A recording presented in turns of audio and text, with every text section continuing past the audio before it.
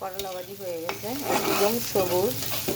মাখিয়ে নিচ্ছি, এটা মাখিয়ে উল্টিয়ে দিচ্ছি, দেখি কি অবস্থা। ওয়াও, মাশাআল্লাহ, একদম কচি। সবাইকে ফুলের শুভেচ্ছা। কেমন আছেন সবাই? আসসালামু আলাইকুম। কেমন আছেন সবাই? আশা রাখছি আলহামদুলিল্লাহ অনেক ভালো আছেন। তো দেখুন, আমার মাশাআল্লাহ কি সুন্দর কলমি শাক হয়েছে। এই তো এই কলমি শাকগুলো আমি আজকে কাটবো। তো কেটে দেখাচ্ছি আমি কি রেসিপি করি। ফুল থাকলে প্রজাপতি আসবেই।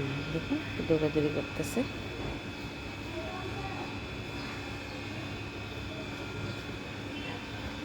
কিছু ধনিয়া পাতা হয়েছে সুন্দর মাশাআল্লাহ। যেখানেও কিছু আছে এগুলো আমি কেটে নিয়ে যাব। তো এটা কেটে নিয়েছি, একদম কচি। দেখুন মাশাআল্লাহ, এটা দেখুন কেটে নিয়ে আসছি, কতটা কচি। তো আমি এটা দিয়ে একটা রেসিপি করবো এখনই। তো ভিডিও দেখতে থাকুন। আমি এটা ধুয়ে পরিষ্কার করে নিই, তারপর দেখাচ্ছি।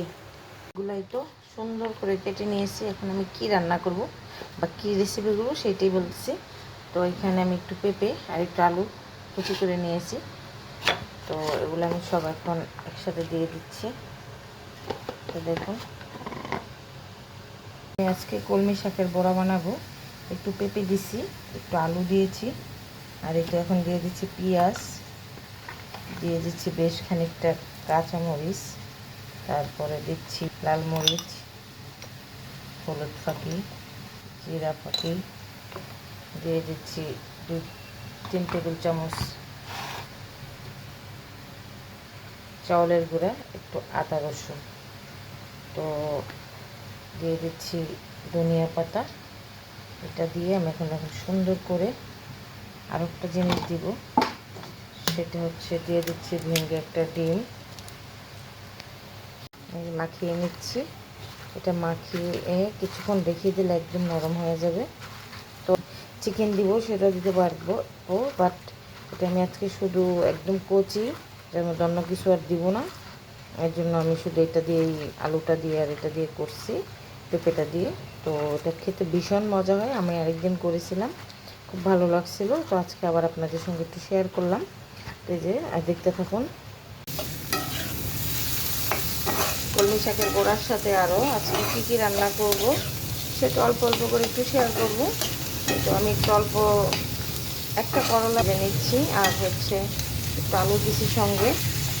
তার কষার মাংস যেটাকে বলে সেটা রান্না করতেছি। কষাই তার মধ্যে বসাই দিলাম। দেখুন কতটা সুন্দর হচ্ছে। এটা অনেক টাইম লাগবে, এটা অনেক টাইম বসাই দিয়েছি মাশাআল্লাহ। এবার যেটা আমি ঢাকি না, ঢাকতে গেলে দেখা যায় সবুজের এটা নষ্ট হয়ে যায়। লবণও আমি পরে দিই, আলু গলে যায়। তো এই কারণে আমি এটা আস্তে হতে থাক। করলা ভাজি হয়ে গেছে, একদম সবুজ।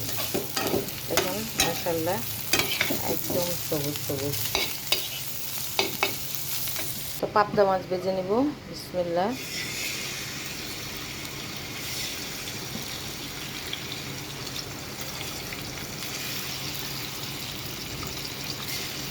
মাংসটা কষানো হয়ে গেছে সুন্দরভাবে।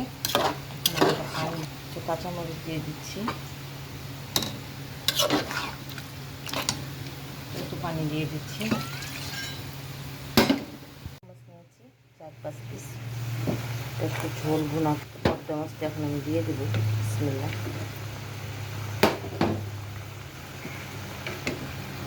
মাছটা হয়ে গেছে দেখুন মাশাআল্লাহ, একদম সুন্দরভাবে। এখন চুলা অফ করে দেবো। একটু ময়দা দিয়ে, আগে চাউলের গুঁড়া দিয়েছিলাম, ময়দা দিয়ে এটাকে সুন্দর করে সেট করে নিচ্ছি। কতক্ষণ মেখেও রাখছিলাম, তাহলে মশলাটা সুন্দরভাবে ঢুকবো। এখন আমি ভেজে নিব। তেল দিয়ে দিলাম কড়াইতে, এখন আমি ভেজে নিব বিসমিল্লাহ বলে,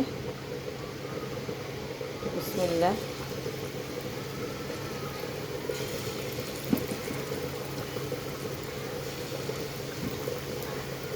উল্টিয়ে দিই, একটু পরে উল্টাইলেও চলবে, একটু পরে দিই, হতে থাক।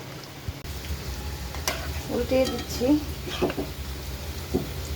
কালারটাও সুন্দর হয়েছে মাশাআল্লাহ। হয়ে গেছে, এই তো দেখুন মাশাআল্লাহ কতটা ক্রিস্পি হয়েছে, দেখেছেন কতটা ক্রিস্পি হয়েছে মাশাআল্লাহ। তো এইভাবে বাসায় বানিয়ে খেয়ে দেখবেন, ভালো লাগবে।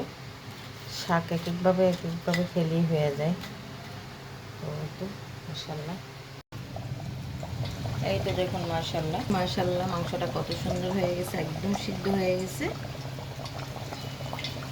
এই তো আমি একটু ফোড়ন দিব, এখানে রসুন, পেঁয়াজ, লাল মরিচ আর একটু জিরা দিয়ে এখানে একটু ফোড়ন দিব। পেঁয়াজটা ভাজা হয়ে গেছে,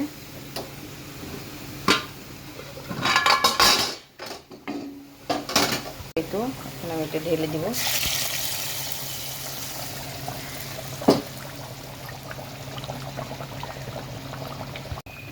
একটু হয়ে গেছে, ফোড়নও দিয়ে দিছি, একদম কমপ্লিট। এখানে ভুনা করলাম গরুর চোষের মাংস ভুনা।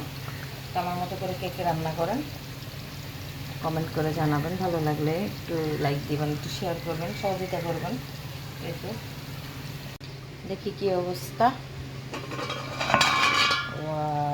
মাশাআল্লাহ, দেখুন তো দর্শক কালারটা কেমন হয়েছে, আর ফোড়ন দেওয়ার এত সুন্দর একটা ফ্লেভার আসছে।